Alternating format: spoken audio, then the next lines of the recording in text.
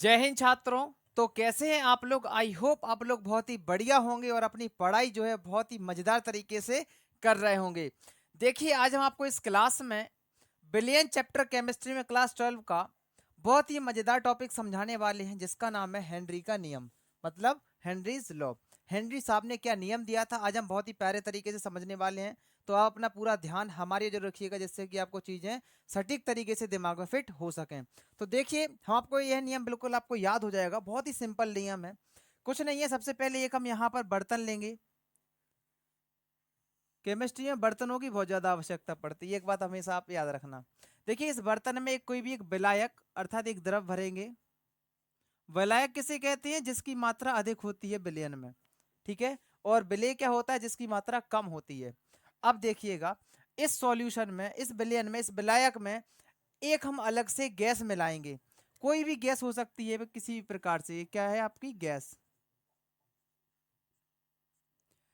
अब देखिएगा, Henry sir ने कहा क्या था? इन्होंने बताया कि अगर हम टेम्परेचर को नियत रखें, अर्थात टेम्परेचर कैसा रखें? एक समान रखें, तो जो गैस हम मिलाएंगे किसी भी विलायक या किसी भी द्रव में, तो उस गैस की जो मात्रा होगी उसके दाब पर अर्थात उसके प्रेशर पर डिपेंड करेगी।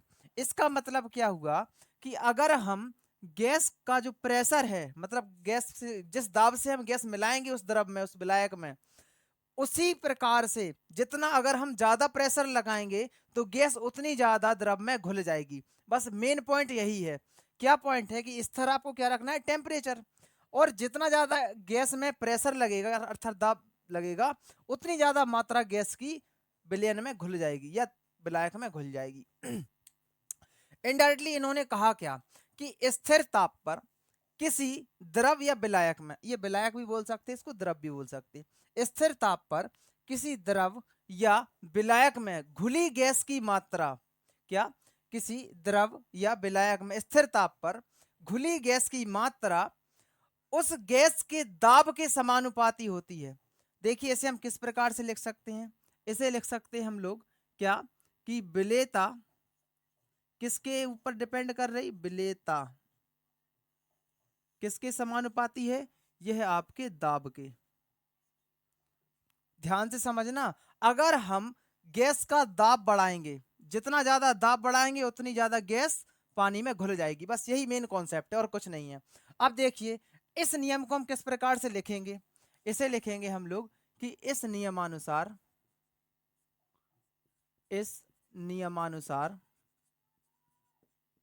ध्यान से समझना, इस नियमानुसार स्थिर ताप पर, ताप आपको कैसा लेना है इसमें? स्थिर। स्थिर ताप पर किसी द्रव या विलायक भी बोल सकते, विलायक में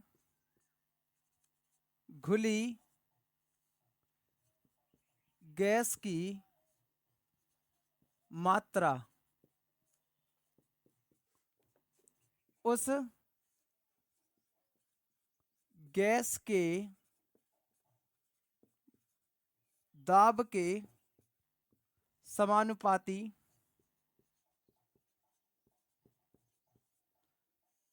समानुपाती होती है। Is it clear? इसे हम सूत्र के फॉर्म में कैसे लिखेंगे? जैसे विलेयता है, इसे हम किससे व्यक्त कर दे रहे हैं? एम से। ये किसके प्रोपोर्शनल हो जाएगी? आपके प्रेशर अर्थात दाब के। जब भी हम इस चिन्ह को हटाते हैं तो साथ में क्या आता है? एक कांस्टेंट आता है। तो इसमें साथ में हम क्या लिख देंगे? के एच। ये आपका जो है यहाँ पर हेनरी का नियम हो गया। अब देखिएगा, इसमें जो हेनरी के नियम में देखिए, एम का मतलब क्या है? यहाँ पर हम बगल में लिखे दे रहे हैं एम। एम क्या है? यहाँ पर गैस की, क्या है? गैस की मात्रा है, गैस की मात्रा, या मोल भी लिख सकते, कोई दिक्कत नहीं है।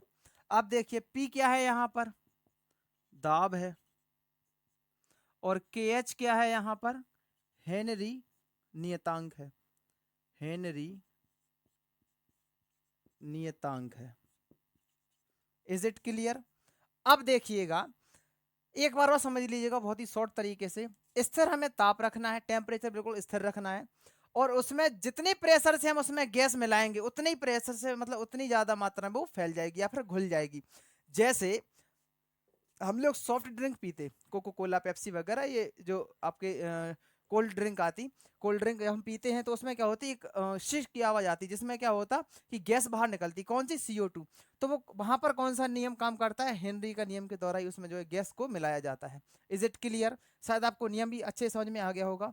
अब आइए समझते हैं इसकी सीमाएं। क्या सीमाएं?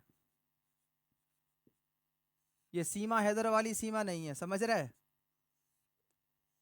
ये है आपकी जो है कि ये कहाँ कहाँ तक आपका जो है लागू हो सकता है। तो देखिए पहला पॉइंट क्या होगा कि यहाँ पर जो आपको टेम्परेचर को बहुत ही ज्यादा हाई रखना होगा, तापमान को कैसा रखना होगा, बहुत ही उच्च तापमान रखना होगा। पहला पॉइंट ये आप बना लीजिएगा। दूसरा पॉइंट क्या बनाइएगा कि प्रेशर को, मतलब दाब को कैसा रखना होगा, बहुत ही कम, अर्थात निम्न दाब पर रखना होगा।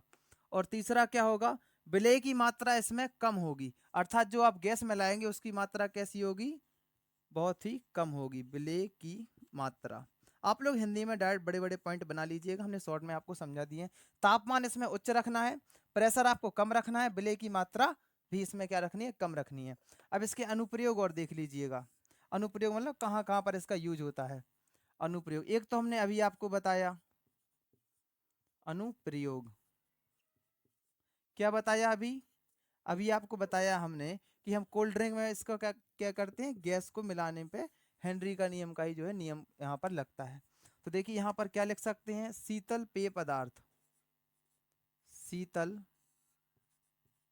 पेय पदार्थ में, और गोताखोरों द्वारा, गोताखोर समझते, जो पानी में रिसर्च वगैरह के लिए जाते हैं, गोताखोर या एडवेंचर के लिए, गोताखोर द्वारा। और होता पर्वतारोही, पर्वतारोही फेफड़ों की क्रियाविधि के लिए। ठीक है, तो इसमें आप जो है बड़े बड़े पॉइंट बनाकर आसानी से लिख सकते हैं। आई होप आपको टॉपिक बहुत ही मजेदार तरीके से समझ में भी आ गया होगा। और अगर आप चैनल पर नए आए हैं तो इसको सब्सक्राइब जरूर कर लीजिएगा, जिससे कि आपको जो है नोटिफिकेशन सबसे पहले जाके मिल सके। तो ठीक है, मिलते हैं नेक्स्ट ऐसे ही इंटरेस्टिंग टॉपिक के साथ। तब तक के लिए जय हिंद, जय भारत। इसे नोट कर लो या फिर इसका स्क्रीनशॉट कर लो।